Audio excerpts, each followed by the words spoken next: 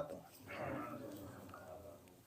Alhamdulillah wassalatu wassalamu ala Rasulillah nabiyina wa maulana Muhammadin wa ala alihi wa sahbihi ajmain amma ba'd. Bapak dan saudara-saudara yang berbahagia, adik-adik yang saya cintai.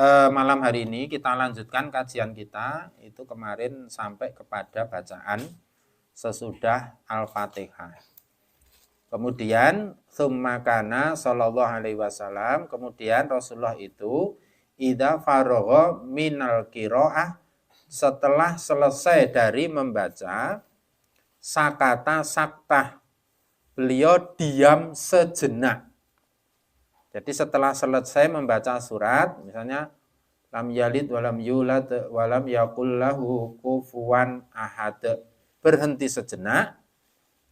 Tsumma rafa'a yadayhi, kemudian mengangkat kedua tangannya alal wujuhi, pada wajahnya. Wajah itu ya ini seperti kemarin yang setingkat kuping atau setingkat pundak, ya, seperti takbir. Wa kabaro, dan bertakbir, wa roka'a, dan ruku, ya, dan ruku. Kemudian dalam ruku itu kana yumakinu, bahasanya beliau itu menguatkan yadaihi min rukbataihi, menguatkan kedua tangannya pada kedua lutut, kanahu qabidun alaihima, seakan-akan seperti mencengkeram, menangkap. Jadi tangan kita itu kalau sampai di lutut itu megangnya seperti megang yang mencengkeram. Dan nanti dia itu kana yufariju baina asabihi, merenggangkan jari jemarinya. Jadi kalau di nyen sewu, kalau kita rukuk itu ini jangan hanya kaya wong tememplek. Ya, kaya wong tememplek misalnya kita. Jadi hanya nempel begini. Syutingan hilang. Ya. Tapi merenggang, kemudian pegang lutut dan dikuatkan dengan memegang. Jadi tidak hanya nempel seperti ini, apalagi rapat. Ya, ada yang rapat demes ini. Yang benar malah renggang gocekan. Ya. Dan yang dipegang adalah lututnya, bukan gares. Ya, bukan gares sampai julek turun, itu bukan. Tapi lututnya. Dan posisinya itu punggung itu rata. Jadi rata. Kalau diibaratin digambarkan itu betul hampir 90 derajat. Rasulullah menggambarkan orang yang sempurna rukuknya itu ketika dalam posisi rukuk diletakkan gelas berisi air di atas punggungnya itu tidak tumpah. Sehingga memang rata. Makanya sebenarnya wis pas kalau seandainya tangan itu memegang pas di lutut, itu pas sebenarnya, posisi mesti. Dan kepala itu juga lurus rata. Ya. Kalau ya jadi berusaha sebisa mungkin itu rata semuanya. Ini jangan ditanyakan kalau sakit lo ya. Jadi kalau sakit itu wis sak mampune wis terserah arep wong ro gletakan ya kena, ro miring ya kena. Wis kalau sakit itu enggak pakai rumus pokoknya. Ya, semampunya mendekati keadaan yang ideal. Ya, idealnya seperti apa itu didekati. Kemudian tidak lutut tangan kana yujafi wayanji mirfaqaihi an janbaihi. Ini sikut itu jangan sampai mendekati ke lambung. Tememplek misalnya jengkerut gitu ya. Jengkerut itu tidak boleh. Jadi utuh betul-betul lurus tangan kita ketika memegang itu. Dan kemudian itu dilakukan ini kana layan sibu roksahu, beliau Rasulullah tidak mengangkat kepalanya, wala yakna'u, dan juga tidak jadi tidak begini, juga tidak nunduk. Jadi rata saja. Pandangan tetap menuju ke tempat sujud. Ya, pandangan tetap ke tempat sujud. Kemudian wujubut tumakninati fir ruku', wajibnya tumakninah di dalam ruku'. Ya, rukuknya tetap tumakninah, artinya tumakninah sekali lagi membaca doa harus dalam posisi sudah sempurna.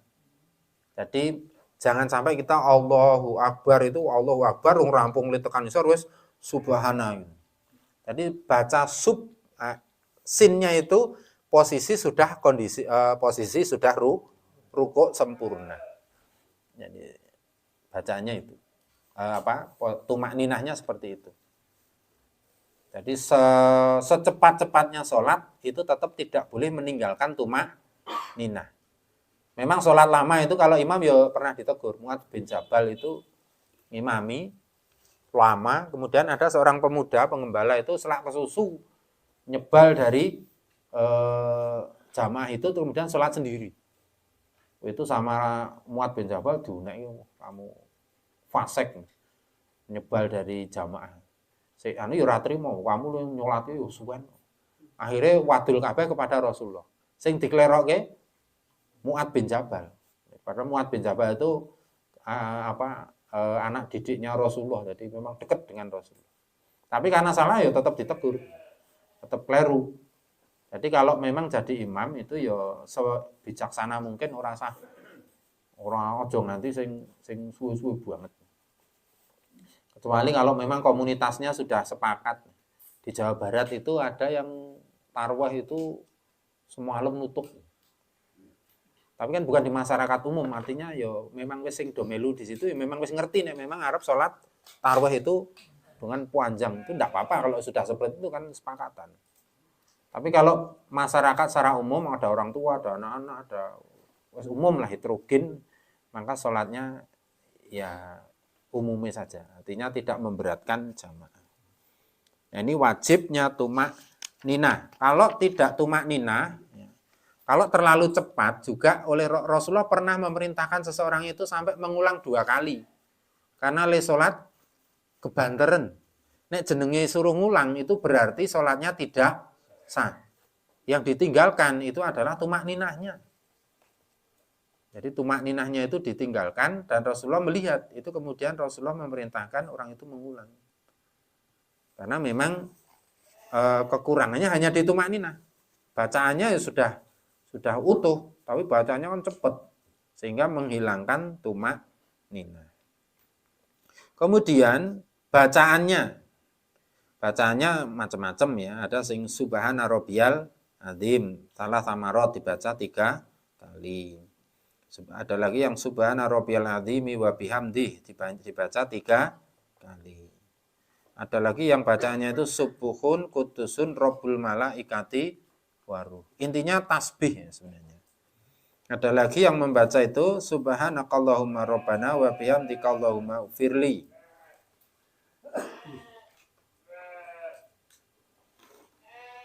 Allahumma laka roka'ta wa bika aman. Allahumma laka roka'tu, saya enggak mengamalkan ini, enggak hafal. Wa bika amantu walaka aslamtu. Ada yang bacaan seperti itu. Jadi kalau kita itu bacaan banyak itu, mohon maaf ya, sebenarnya itu bukan masalah ormas di Indonesia itu. Sebenarnya bacaannya itu banyak. Seperti kemarin misalnya kita sampaikan doa iftitah itu bacaannya yukah banget sebenarnya. Ada Allahumma ba'id, ada wajah tuh, ada kabirun, ada subhanallahil malakut. Nah kita kalau sholat tarawih itu kadang-kadang kan dalam batin, imamnya ora maca iftitah. Sebenarnya baca, cuman ngamalkan yang bacaannya itu pendek. Dan itu khasnya untuk sholat malam, sholat lail. Subhanallahil malakut wal jabarut wal kibriya wal adhamah, hanya begitu. Sehingga karena saking cepatnya seakan-akan seperti tidak membaca iftitah. Padahal bacaan iftitah itu ya banyak sekali itu. Sama dengan bacaan rukuk. Kemudian memperpanjang itolatu ruku, memperpanjang rukuknya. Artinya memperpanjang waktunya ya, waktunya agak lama. Tapi lamanya itu juga melihat kondisi jamaah. Nek jamaah misalnya kaya saiki ungsum pilek ngono ya aja suwe. Nek ndeler, pamane pas sujud, wis sujud, nek dinengke ndeler, nah diserot, engko nyerot debu, saya sendelap-sendelup ya. Itu imam sebagai imam itu harus bijaksana. Tapi juga jangan itu tadi, yang penting ora terlalu cepat, nek kecepatan kok ndakne hilang tumakninai, juga tidak terlalu panjang karena akan menyusahkan jamaah. Kemudian an-nahyu an qiraatil Qur'an fi ruku'. Larangan membaca Al-Qur'an di dalam ruku', termasuk sujudnya. Di ruku' dan sujud itu tidak boleh membaca Al-Qur'an. Karena Al-Qur'an itu agung, ruku' dan sujud itu posisi sedang merendahkan diri kita. Ya, di hadapan Allah kan kita merendahkan diri. Nah itu kita tidak boleh membaca ayat Al-Qur'an ketika rukuk dan ketika sujud. Ini kana yanha ngan qiraatil Qur'an fir ruku'i was sujudi. Hadis ada di riwayat Muslim Abu Awanah. Ya. Jadi memang larangan di kedua posisi itu untuk membaca Al-Qur'an. Kemudian al-i'tidalu minar ruku'i, i'tidal dari ruku'. Wa mayaqulu dan mengucapkan, dan ucapannya ya, i'tidal artinya i'tidal itu tegak. Adil itu artinya tegak. Tsumma kana sallallahu alaihi wasallam yarfa'u sulbahu minar ruku'i qailan, mengangkat, jadi mengangkat punggungnya, tulang-tulang punggung itu sambil mengucapkan sami Allahu liman hamidah. Nanti kalau bacaan ini hatta yastawi qaiman, sampai tegak sempurna berdirinya. Sami Allahu liman hamidah. Sami ya, nih anune Jawane ain, pakai ain. Sami Allah, bukan samia. Kan sering ngasih nggo penak iki sami Allah. Bukan samia tapi sami ain. Juga jangan sami Allah. Tapi sami Allahu liman hamidah. Bacaannya seperti itu. Kemudian kalau dalam sholat jamaah, itu nanti makmumnya, ini ada dua pendapat. Pendapat pertama yuk maca kabeh. Tapi pendapat yang masyhur itu untuk jamaah itu, untuk makmumnya itu cukup membaca Rabbana walakal hamdu sebagai rangkaian jawaban ucapan sami Allahu liman hamidah. Sami Allahu liman hamidah itu Allah mendengar siapapun yang memujinya. Terus makmum memuji Rabbana walakal hamdu. Ada lagi hadis yang lain itu Rasulullah itu pernah sholat, kemudian setelah selesai sholat itu tanya pada jamaah belakangnya, siapa tadi yang membaca hamdan katsiron thayyiban mubarakan fih. Bacaan itu, nah kemudian ada yang tunjuk jari, saya ya Rasulullah. Tadi ada malaikat berebut untuk mencatat pahala bacaan hamdan katsiron thayyiban mubarakan fi. Jadi boleh kita mengamalkan sami Allahu liman hamidah. Kalau sendiri dibaca ya. Salat munfarid atau salat sendiri dibaca samiannya. Sami Allahu liman hamidah. Rabbana walakal hamdu hamdan katsiron thayyiban mubarakan fi. Itu bisa diamalkan dan malaikat ini cerita Rasulullah, karena kan Rasulullah ada mukjizat. Beliau bisa menyaksikan ketika malaikat turun untuk mencatat besarnya pahala bacaan itu tadi. Sami Allahu liman hamidah, tegak, kemudian tangannya tetap di posisi semula. Lah itu posisi semula itu menjadi perbedaan pendapat. Posisi semula lagi mau piye? Mau kan sedekap, sehingga ada yang sami Allahu liman hamidah itu bali sedekap.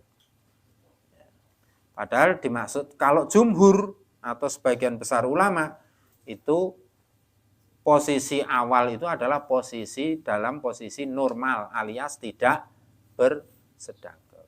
Jadi nanti kalau kita menemukan sing sedekap ya serapopo. Karena kaitannya dengan pemahaman tekstualnya itu tadi. Sedekap. Kemudian turun. Setelah i'tidal kemudian turun untuk melaksanakan sujud dengan membaca takbir intikal Allahu Akbar. Nah sekarang permasalahannya kalau turun itu dengkul sik apa tangan sik. Meden ini menjadi juga dan kita biasa saja nggak usah. Ada memang dua hadis. Hadis pertama itu diriwayatkan dari Abu Hurairah. Ya, dari Abu Hurairah itu beliau menyampaikan satu hadis dari Rasulullah. Rasulullah berkata, "Idza sajada ahadukum," jika seseorang dari kalian itu hendak sujud, fala yabruk kama yabrukul ba'ir. Janganlah kalian dekem itu. Aja mendekem apa ya? Wah lah medune itu loh. Aja ndekem kaya ndekeme unta. Unta. Perhatikan ya, hadis teksnya ya. Fal yadha yadaihi qabla rukbataihi. Maka letakkanlah tangannya sebelum lututnya. Berarti tangannya sik. Nah, itu oleh Ibnul Qayyim itu ditentang hukum hadisnya itu dianggap rancu. Rancunya di depan itu dengan aja ndekem kaya ndekeme unta. Mula tangan sik lagek dengkul. Unta kuwi nek medun tangan sik ngarep sik apa mburi sik? Depan dulu. Unta itu nek ndekem ngarep sik. Nek ngarep sik dianalogikan, nek ngarep sik iki berarti ngarep ki tangan. Mau muni aja kaya unta ning kok malah tangan sik lagek dengkul gitu. Kok ngarep sik lagek dengkul padahal kuwi sing dilarang. Maka menurut Ibnul Qayyim hadis ini termasuk rancu. Sehingga mengambil yang riwayat satunya. Riwayat satunya dari Wa'il. Wa'il itu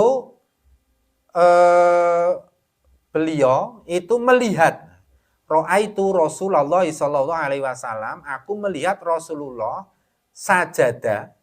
Beliau itu sujud wa doa rukbataihi qabla yadaihi. Beliau meletakkan lututnya sebelum kedua tangannya. Itu Wa'il. Hadis yang diriwayatkan dari Wa'il. Nah, kemudian ini menjadi perdebatan. Seperti teman-teman Salafi itu mesti nganggo tangan sik karena menganggap hadis sing tangan sik ini lebih sahih, lebih kuat. Ya, lebih kuat. Tapi Ibnul Qayyim enggak, Ibnul Qayyim wah itu hadisnya rancu. Lebih kuat sih Wa'il. Ada lagi yang mengambil jalan tengah. Diteliti anunya itu. Sing tangan sik mau sapa sing ngriwayatke? Abu Hurairah. Sik dengkul sik Wa'il. Cek, Wa'il itu mlebu Islam ket ning Mekah.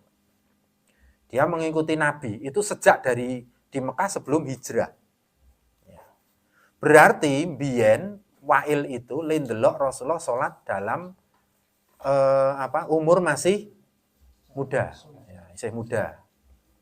Sementara Abu Hurairah mengikuti Rasulullah itu hanya 3 tahun.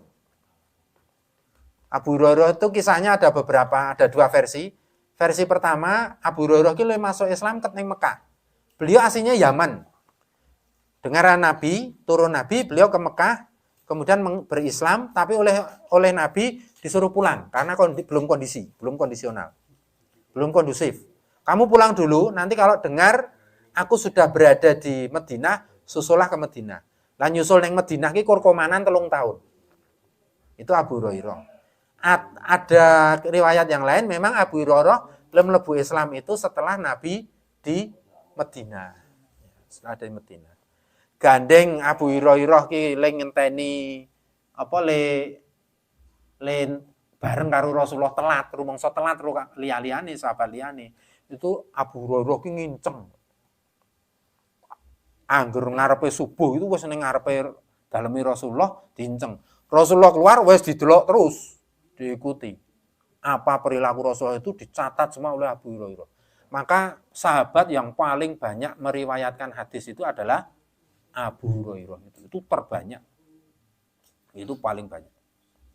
Karena memang nginceng, karena beliau merasa aku telat iki. Kancane wis do melu biyen, aku agak melu saiki. Nah, kaitannya dengan ini tadi, le sujud itu berarti Abu Hurairah ki le melu Rasulullah wis sepuh. Yang dilihat Abu Hurairah kan tangan itu posisi sepuh.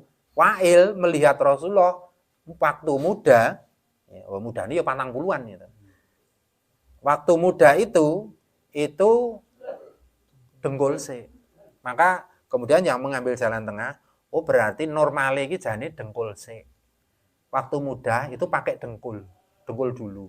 Neng gandeng wis sepuh, wis ratek kuat, bisa jadi Rasulullah ki terus kemudian tangan Jadi mengkompromikan dua hadis yang berbeda dengan dilihat kronologis. Jadi waktunya itu iso dipelajari seperti itu. Jadi kalau seandainya ndilah ono sing tangan sik ya monggo, dengkul sik ya monggo, itu wis ora masalah. Sing penting sah semua. Sing penting aja gundule sik. Sujud gundule sik jebles. Ya, itu jadi riwayatnya seperti itu. Makanya kalau saya pribadi jenengan tanya, jenengan piye, Pak? Ya aku dengkul sik. Dan saya memang enggak saya itu malah sakit, saya itu paling aman dengkul sik. Dan secara anatomis itu sebenarnya lebih dengan lutut dulu. Ya, secara anatomis. Karena kalau itu lebih ini langsung blek gitu lah. Ya. Sehingga ya itu hanya saja hikmahnya ya. Tapi kalau dilihat dari hadisnya, itu saya memang lebih condong ke lutut dulu baru tangannya. Kecuali kalau sakit, sakit itu menyesuaikan masing-masing. Menyesuaikan dari kondisi masing-masing. Kemudian kita sujud. Nah, sujud kita itu harus menempel 7 anggota. 1, 2, 3, 4, 5, 6, 7 itu ketujuhnya harus menempel di bawah. Ini satu paket nggih.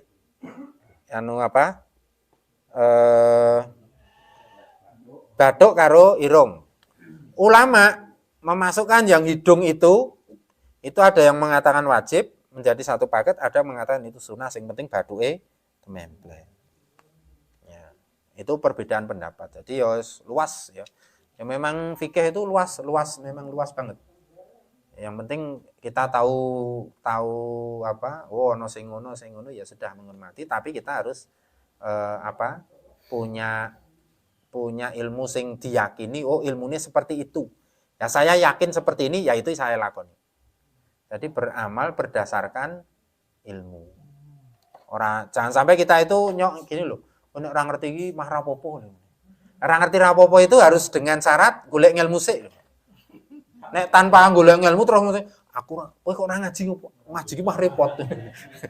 Wong ngaji iki mah ngerti werna-werna, malah pertanggungjawabane repot.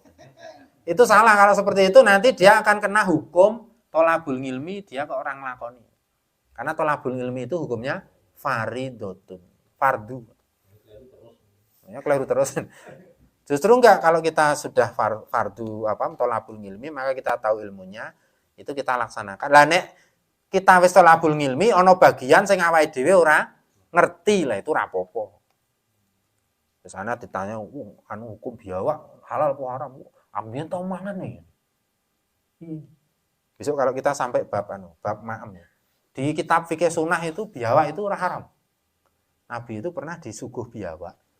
Neng sahabat ki jarak rasa dikandani. Ya usil dimakan. Begitu setelah makan itu kok Nabi itu ngerasake piye beda atau gimana. Ini tadi daging apa? Daging biawak ya Rasul. Kemudian Rasulullah berhenti dari makan. Nek berhenti itu hukumnya terus daging biawak itu apa? Haram ya. Tapi sahabat itu makan, dinengke bae karo Rasulullah. Berarti hukumnya halal apa haram? Halal karena Rasulullah membiarkan. Nah ini jangan, tapi engko sik kirung rampung ya, jangan salah paham. Ya ono tutuke ini. Jadi biawak itu memang ada kehalalannya, kadang memang ada riwayat hadisnya begitu. Tapi ternyata yang dimaksud biawak itu bukan biawak wong Indonesia. Jadi biawak itu biawak gurun. Jadi sana itu ada biawak kering namanya. Bentuknya kaya apa? Kaya tekek. Nah, kemarin sudah kita sampaikan ya. Apa jenenge sih? Oscar. Enggak punya leher. Jadi di leher apa? Lali ya kan ini. Kayak Oscar itu ya. Sebelum melayu buanter sana memang di Arab itu dan itu dicari, Pak. Angger ana leng ngono kuwi grujuke banyu metu buyak mlayu buanter banget. Kalau kita itu baik biawak basah. Nah, biawak di kita itu dia masuk kategori cecak dan sejenisnya itu. Cecak, kadal, boyo, biawak, komodo itu satu semuanya haram itu. Semuanya haram. Ya. Ini yang baruan kan kemarin itu apa? Karmin ya. Pewarna ya, Pak ya. Sing diharamkan itu loh. Jadi PWNU Jawa Timur itu mengharamkan penggunaan karmin, pewarna makanan dan pewarna pakaian. Karmin itu ternyata makhluk kecil, warnanya kaya kutu apa itu. Seperti kutu. Ya. Nah itu ternyata crash dengan keputusan fatwanya MUI Jakarta. Nah, MUI Jakarta itu sudah meneliti, penelitiannya itu tidak hanya ahli fikih tapi juga ahli anatomi tubuh. Nah, karmin itu di penjelasannya Penjelasannya MUI itu masuk kategori jarot. Jarot itu belalang. Nah, belalang itu enggak najis. Atau binatang-binatang yang secara kasat mata itu bukan termasuk darah mengalir. Bukan darah mengalir. Misalnya semut itu kan tidak darah mengalir. Tapi semut itu pengharamannya bukan terus halal. Pengharamannya karena dilarang membunuh semut. Jadi komplek itu. Iki ora oleh karena apa? Kodok itu dilarang karena apa? Haram karena bukan hidup di alam. Diharamkan karena dilarang membunuh. Kodok ya. Kodok itu bukan hidup di alam. Yang hidup di alam itu jenis katak. Katak dengan kodok beda. Ya tawon karo lebah itu beda. Beda itu. Jadi nanti terkena hukumnya juga berbeda. Jadi ternyata MUI itu jadi ketika mengambil satu hukum itu ditelitinya melibatkan ahli-ahli macam-macam. Jadi tidak hanya ahli fikih tapi ahli hewan, ahli ini termasuk istilah genus apa, spesies apa, baru kemudian Nah, karmin itu enggak apa-apa. Karmin itu pewarna es krim. Jadi es krim itu memakai pewarna dari bahan karmin. Karmin itu kewan. Jelas memang buka. Nek tulisannya carmine. Orang karmin wong lho. Mie ayam karmin ngene. Ya. Oke, itu nggih. Sudah 9:30 pokoknya ngajine aja banget. Ngantuk besok. Oke, nanti kalau ada diskusi kita lanjutkan setelah kita tutup bareng-bareng. Bismillah, alhamdulillahirabbil alamin, bila taufiq wal hidayah. Assalamualaikum warahmatullahi wabarakatuh. Waalaikumsalam warahmatullahi wabarakatuh.